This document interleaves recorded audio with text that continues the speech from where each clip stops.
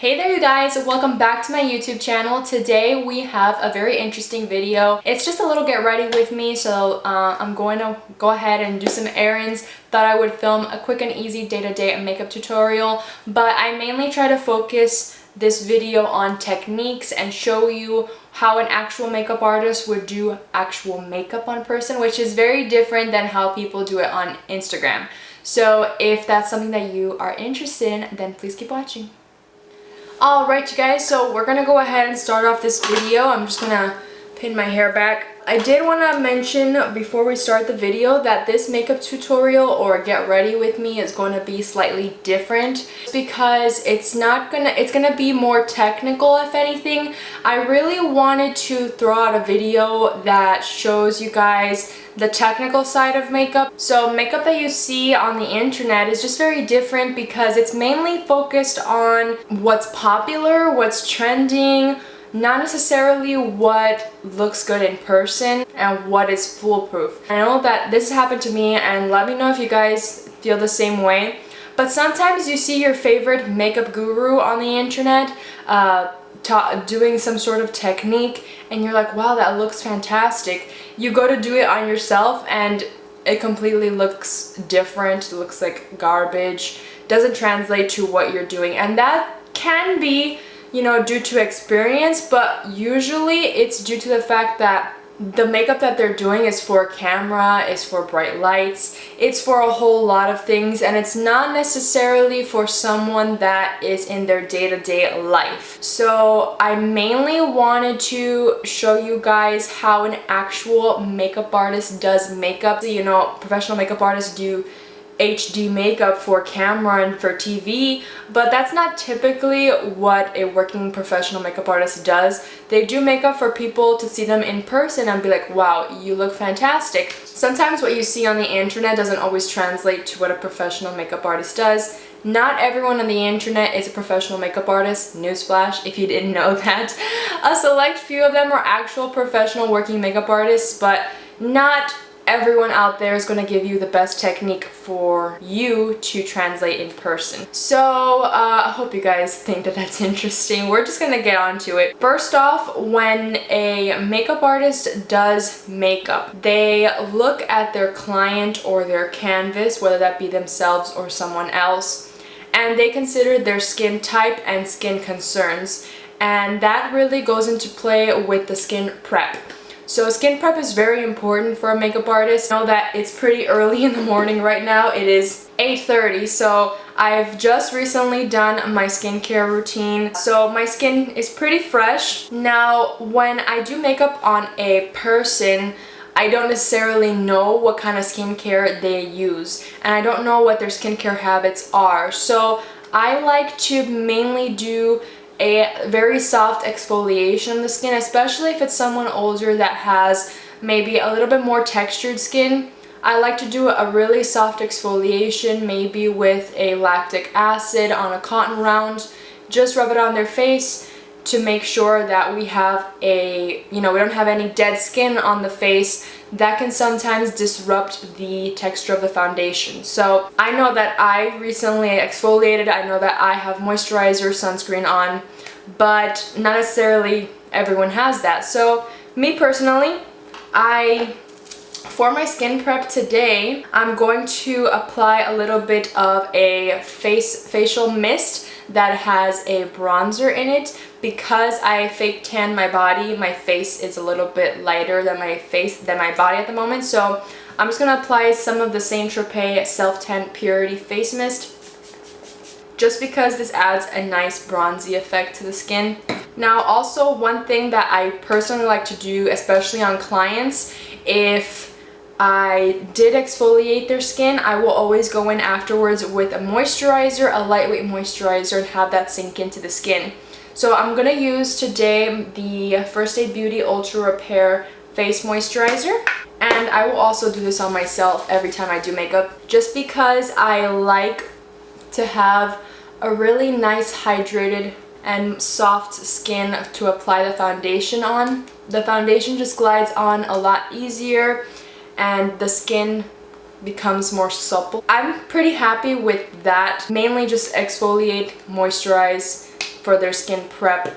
If I want to go in with a primer, I will do so later, but I usually just let this step right here sink into the skin while I do the eyes. So next I'm going to move on to the eyeshadow. I'm not going to do anything too crazy for my eyeshadow just because it's really early in the morning, so I have really nothing to do except do some errands. So I'm not going to have this eyeshadow be too crazy. Maybe a little something interesting to have something out there for you guys, but not too crazy, I would say. I am going to go in with an eyeshadow primer. Eyeshadow primer is something that is really good to have in your kit if you are a makeup artist, just because it helps the eyeshadow perform better. Not only that, but if you have a client with really oily eyelids, which to be honest, almost every single person on this planet has oily eyelids. Your eyelids just tend to be a more oily part of the skin. You really just want to make sure that you have a nice base for those eyeshadows to glide on and look a little bit more pigmented. I know that you guys don't usually see me use eyeshadow primer on myself on this channel. I mean, mainly just use a concealer, but I've been stepping away from the concealer action because I've noticed I've been testing out eyeshadow primer instead of concealer because I wanted to see what the difference was. I usually test things for myself. When I see someone talk about something, some makeup technique or anything like that, I try to test it on myself to see if it translates on myself to something that I like. So I've recently been trying out the eyeshadow primer. This one is from Morphe. I actually really like it, and I find that an eyeshadow base primer works a whole lot better than using a concealer. So for my eyeshadow, I used a light layer of that base. You don't need a whole lot of eyeshadow primer. The thing a makeup artist does when they do someone else's makeup is that they will look at the shape of the eye. This is the mobile lid, right? You have your crease or the socket and then your brow bone. Me personally, my brow bone is not very pronounced. I don't have a lot of space from my crease to my brow bone. So I really can't have the eyeshadows blend too far up because then I won't have any space here and it'll just look dramatic really fast.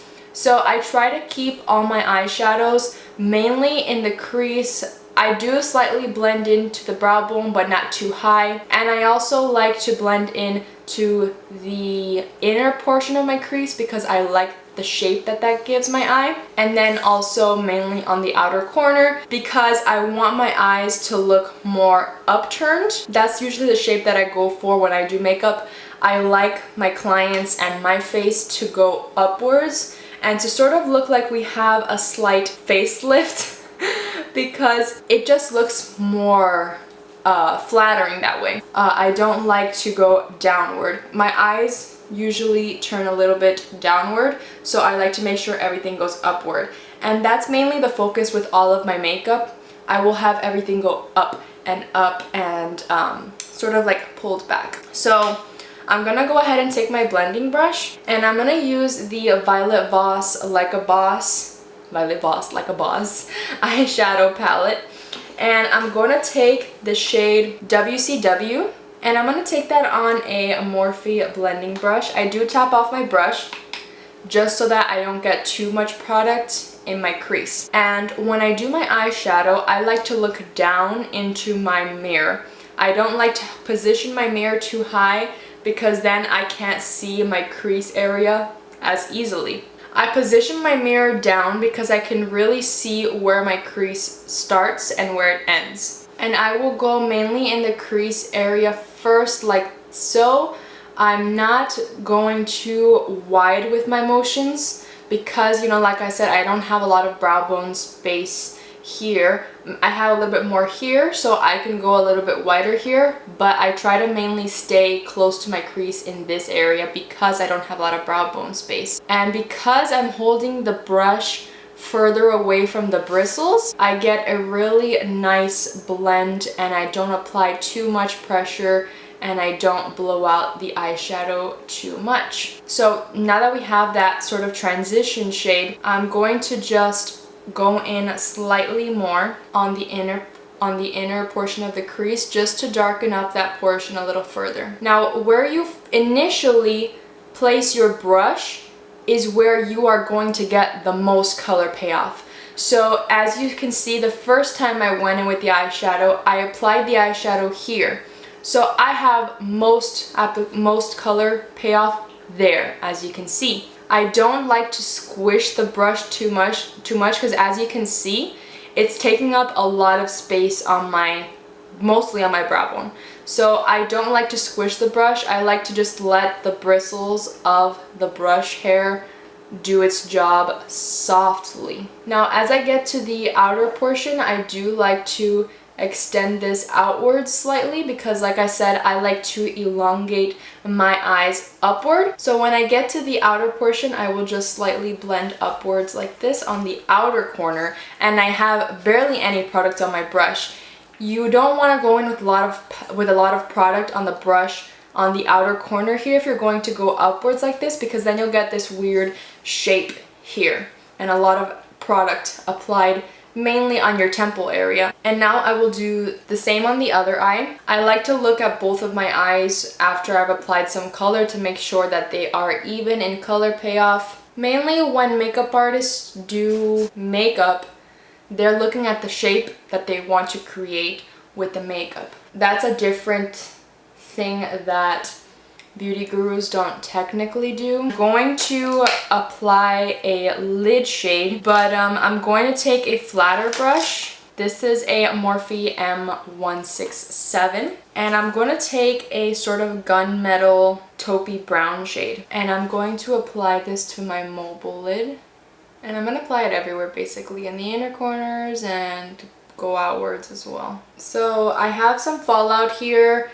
It's not really a big deal if you have fallout, because typically when makeup artists do makeup, I mean, unless you get someone different, because everyone has their style of doing things, but usually makeup artists will do the eyes first, just in case there's any fallout. It doesn't really mess up my base.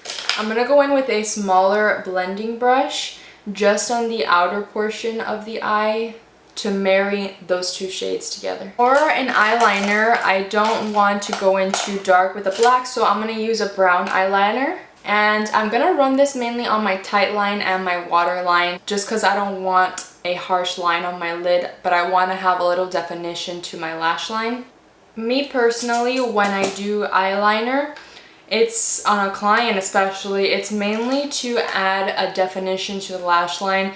It's not to be anything graphic or anything too thick like you see on the internet. It's mainly just to add a definition to the lash line so that the lashes look more pronounced. Alright, so now I'm gonna move on to some face makeup, and we'll go back to the eyes a little bit later. I'm gonna take just a small dense brush like this, and I'm gonna apply slight concealing under my eyes and anywhere I have breakouts before I do my foundation. Nothing too crazy. I don't like to pile on the under eyes too much, because the under eye is such a delicate area that if you apply too much product under there, you can definitely cause it to look cakey or heavy very quickly. And I'm using a concealer that is almost my exact skin tone, because I'm not trying to highlight or anything. I'm just trying to conceal and add some coverage to the foundation that we're going to apply. If you are like me and have a little bit of peach fuzz around the lip area,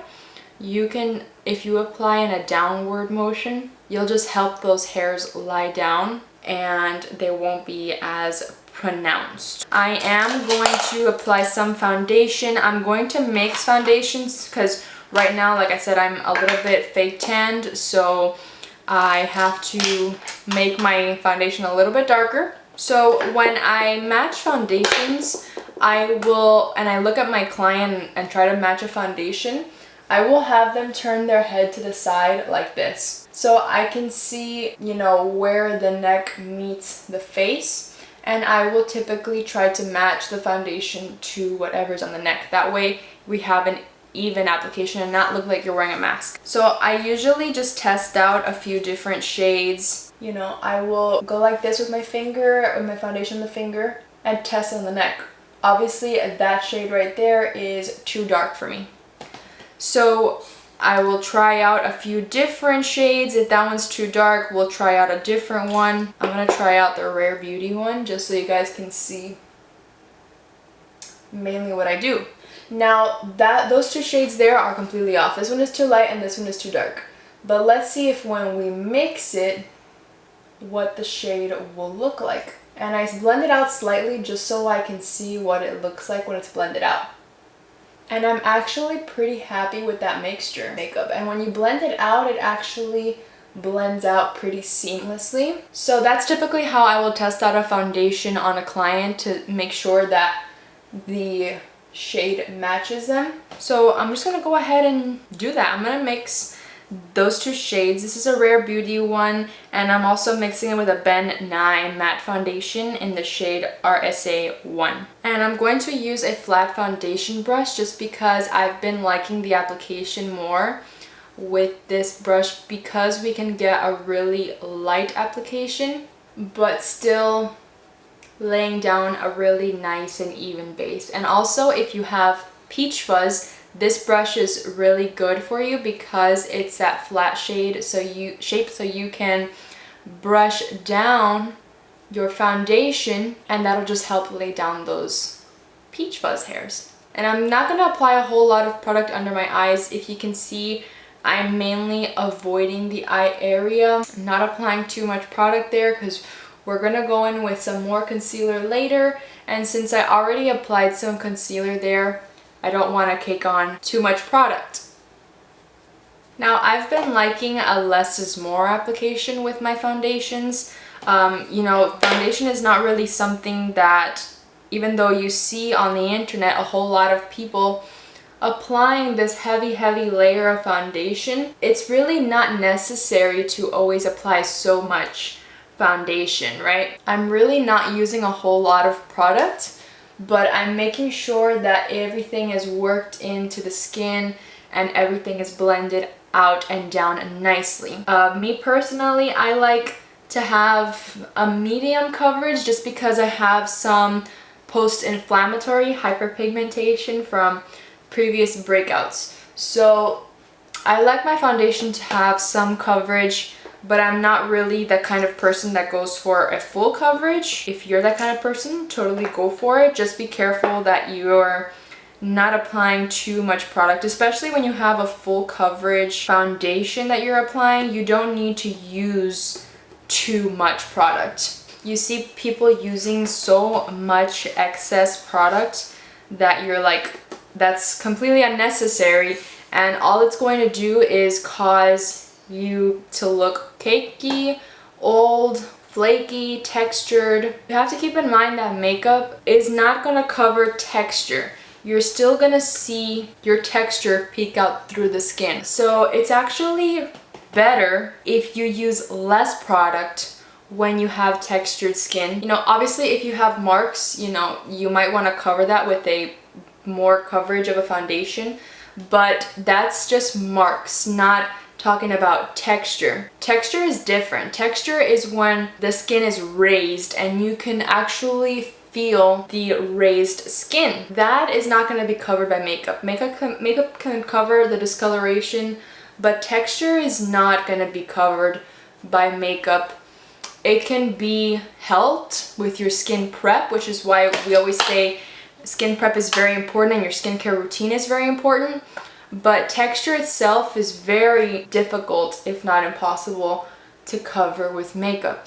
So it's actually better to use less product because it will help diminish the appearance of texture.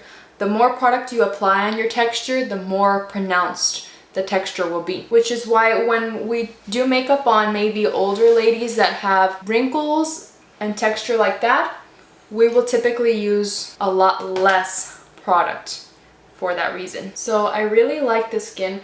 Also, one thing that makeup artists do that not everyone does is after I apply the foundation, I look at the texture of the skin and the overall appearance of the skin. Right now, I'm really liking how the skin is looking just because I have a really soft glow to the face. I might want to bring down the glow slightly in my inner forehead and the sides of my nose just because it looks a little greasy.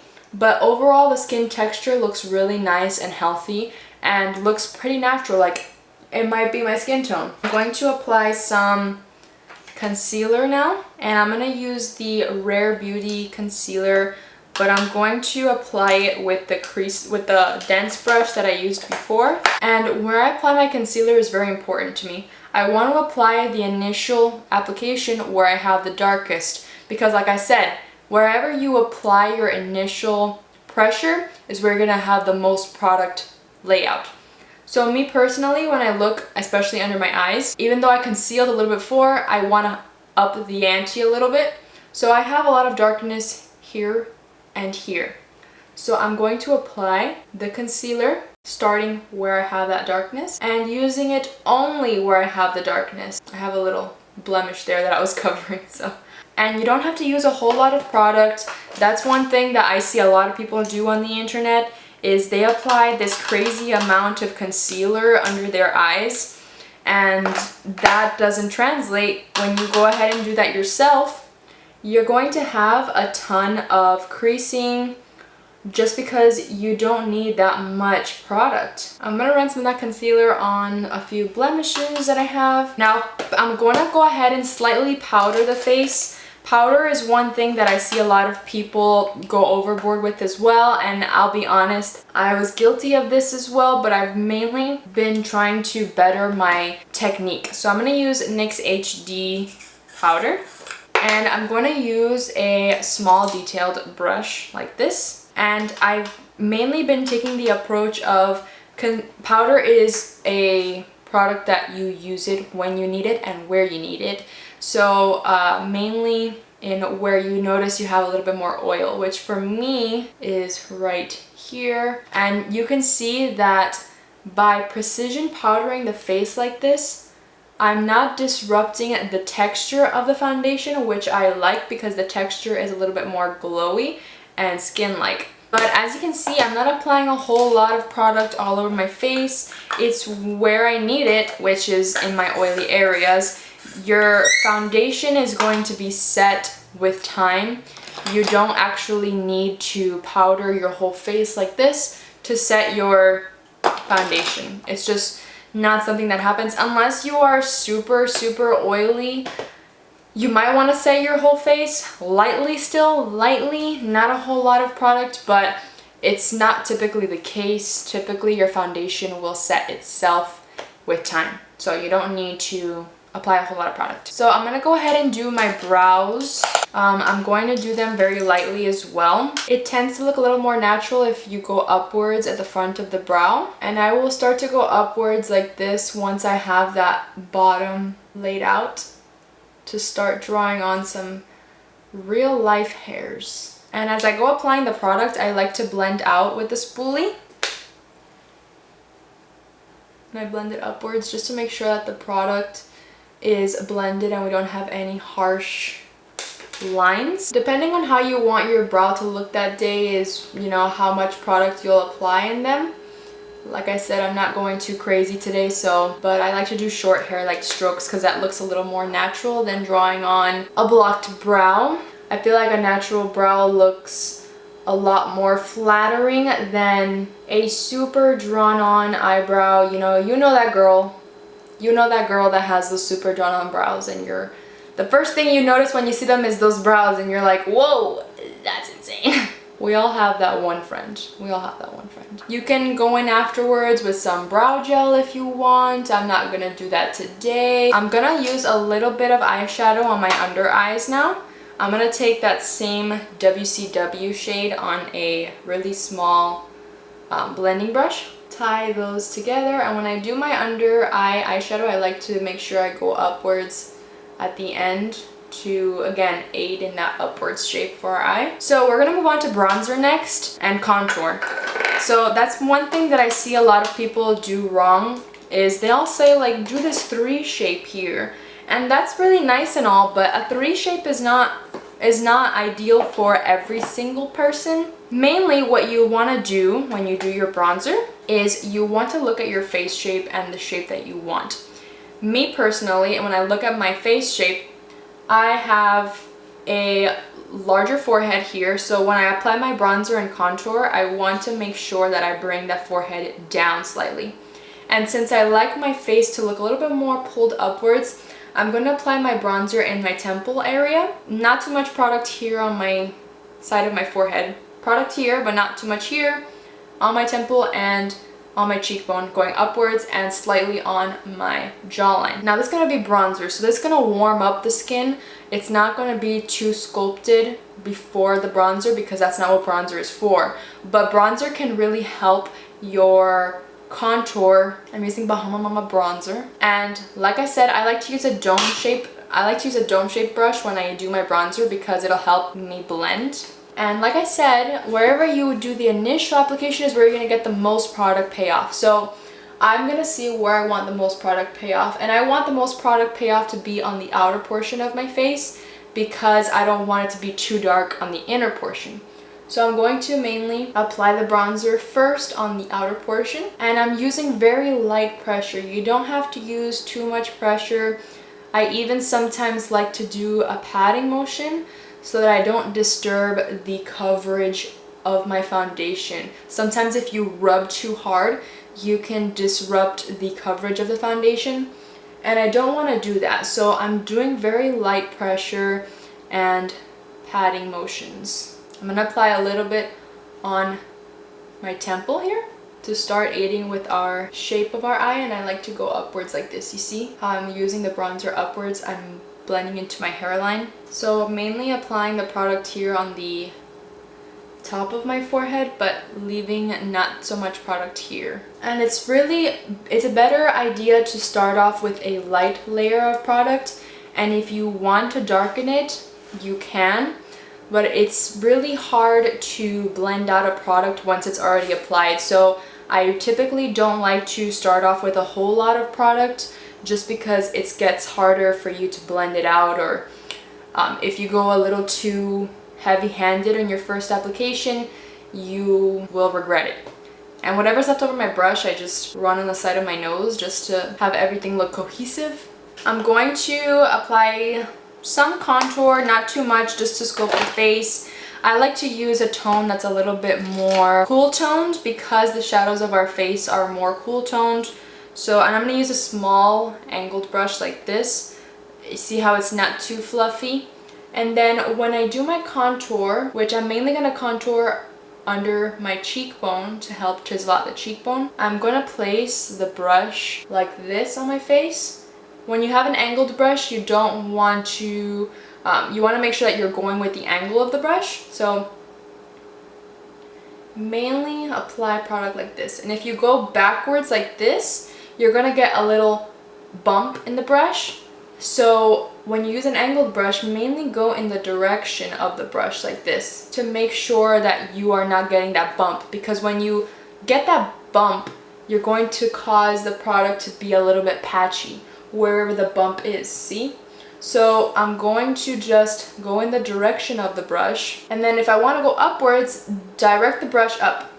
Now at this point, I'm just going to apply some mascara. Actually, before I apply mascara, I'm going to curl my lashes a little bit. I really like the look of my lashes when they're curled. When I curl the lashes, I make sure all the lashes are in there before I close it, and then I just kind of pump a little bit.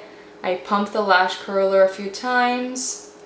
You don't need to leave on the lash curler for a lot of time because that's not going to do anything for you to leave on the lash curler curled on your eyes for 5 minutes. That's not going to make any difference. And when I do my mascara, I like to wiggle.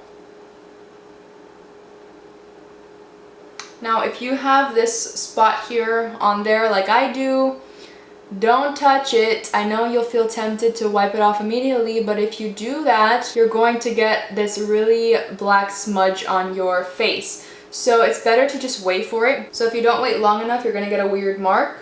So I'm just going in with my foundation brush slightly to just brush off. And then I'm going to take a little bit of the brush here with my concealer just to fix any foundation that may have rubbed off, and then it's gone. So I'm gonna go ahead and apply my blush now. And also, you know, blush is something that I like to see where I'm going to apply. Sometimes some people think that you can just apply your blush willy-nilly on the apples of your cheeks, but the apples of your cheeks is not really somewhere that looks great for everyone. So you want to see where you'd like a little bit more definition, because the blush is going to aid the bronzer in sculpting the face.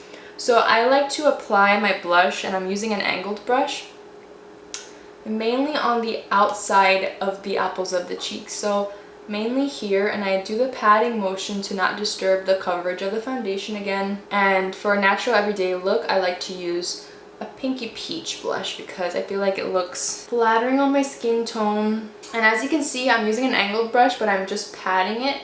I'm not like swiping too much, and I'm using the angle to my advantage on the face. It's being angled onto my face. Now, I'm not going to highlight my face just because I don't feel like it's necessary for me today. But if you were going to highlight your face, you want to see where the light naturally hits your face. So on me, I would highlight here, not too far in, but just here. I like highlight on my brow bone, so I would connect this highlight here like this, and a little bit here, because that's where the light naturally hits the high points of my face. So I would do that in those areas, and just make sure you do some precision, you know, do it with some precision. Don't just go all willy-nilly like you see people on Instagram that they apply this whole streak of highlighter here. It's not really necessary to do that, and you're just wasting product, and it probably won't look that great anyways. So I'm gonna apply some lipstick just to finish off the look. You can use whatever you want. I'm gonna use the Mario palette, the lipstick from the Mario palette. I'm gonna use the brush that came with the palette. I'm just gonna use a really nice nudie pink.